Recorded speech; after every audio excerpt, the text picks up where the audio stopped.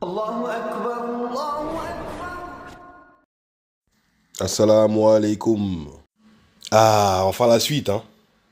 Jésus-Christ a donné sa vie pour aller au paradis, partie 2.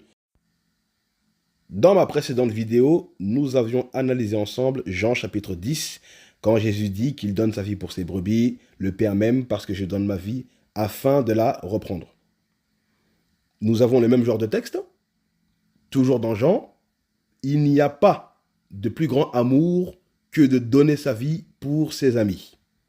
Qui sont les amis de Jésus?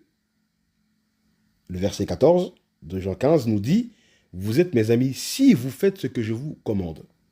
Et la conclusion était avec 1 Jean 3,16 qui nous dit « Nous avons connu l'amour en ce qu'il a donné sa vie pour nous. Nous aussi, nous devons donner notre vie pour les frères. » Donc Jésus a donné sa vie pour ses amis, pour ses frères, les apôtres. Les croyants doivent aussi faire de même, donner leur vie pour leurs amis, leurs frères, la communauté. Donc, que signifient les paroles de Jésus quand il dit « Personne ne me l'ôte, mais je la donne de moi-même » Est-ce que cela veut dire qu'il va donner sa vie dans le sens qu'il va mourir? Non, car nous avons malheureusement le terrible épisode de Gethsémani. Et 3 évangiles sur 4 nous décrivent l'état dans lequel Jésus-Christ était. Il était triste. Mon âme est triste jusqu'à la mort. Il priait en agonie. Et sur la croix, Jésus aurait dit « Père, pardonne-leur, car ils ne savent pas ce qu'ils font. » Ensuite, c'est terrible. Jésus aurait dit sur la croix « Eli, Eli, lama sabachthani » mon Dieu, pourquoi m'as-tu abandonné? Nous devons nous poser la question, est-ce que Dieu peut-il abandonner son Fils? Et peut-il abandonner Jésus? Peut-il abandonner le Christ, son envoyé? Non. Pourquoi? Jésus avait bien dit dans Jean 10, le Père m'aime parce que je donne ma vie. Comment Dieu maintenant va-t-il l'abandonner? Au moment où il donne sa vie, c'est-à-dire au moment où il obéit à Dieu, où il fait ce que Dieu aime. Et la Bible nous dit plus loin, que les Juifs ont tué Jésus.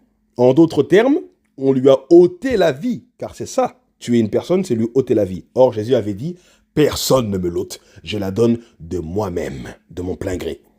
Donc voilà pourquoi nous, les musulmans, fils de l'islam, nous vous proposons une relecture biblique pour bien appréhender le véritable sens des paroles du saint prophète Jésus-Christ. On y va. Donc, nous reprenons la partie quand Jésus dit j'ai le pouvoir de la donner et j'ai le pouvoir de la reprendre. Ici, j'ai le pouvoir n'est pas littéral, car Jésus n'a aucun pouvoir. Comme il le dit lui-même plus tôt. Au chapitre 5, Jésus dit, en vérité, je vous le dis, le Fils ne peut rien faire de lui-même. Il ne fait que ce qu'il voit faire au Père, et tout ce que le Père fait, le Fils aussi le fait pareillement. Au verset 30, il dit, je ne puis rien faire de moi-même, selon que j'entends. Je juge et mon jugement est juste parce que je ne cherche pas ma volonté, mais la volonté de celui qui m'a envoyé. Je ne puis rien faire de moi-même. Donc Jésus le dit 2 fois qu'il ne peut rien faire de lui-même. Déjà, le fait que Jésus reconnaisse qu'il ne peut rien faire de lui-même, nous voyons par là l'humilité de Jésus. Donc la grandeur de Jésus, nous devons la voir par son humilité. Et c'est lui-même qui l'enseigne. Qu'est-ce qu'il dit dans l'évangile de Matthieu chapitre 18 ? Donc on nous dit que les disciples ont posé une question à Jésus, qui est le plus grand dans le royaume des cieux? Et Jésus, il a appelé un petit enfant, il l'a placé au milieu d'eux, et il a dit, si vous ne vous convertissez pas, si vous ne devenez pas comme le petit enfant que voici, d'accord, vous n'entrerez pas dans le royaume des cieux. Et il dit ensuite, c'est pourquoi quiconque se rendra humble comme ce petit enfant sera plus grand dans le royaume des cieux. Ici, nous voyons la grandeur par l'humilité. Et regardez, l'humilité de Jésus-Christ lui-même. Un chef interrogea Jésus et dit, bon maître, que dois-je faire pour hériter la vie éternelle? Jésus lui répondit, pourquoi m'appelles-tu bon? Il n'y a de bon que Dieu seul. Vous voyez l'humilité de Jésus? Jésus était humble, nous voyons par là sa grandeur. Il n'a même pas accepté qu'on l'appelle bon, pourtant il était bon. Est-ce que vous comprenez? Et la grandeur de Jésus-Christ nous est enseignée par Allah dans le Saint-Coran. Allah confirme la grandeur du Christ. Sourate 3, verset 57. Rappelle-toi quand les anges dirent, ô Marie, voilà qu'Allah t'annonce une parole de sa part.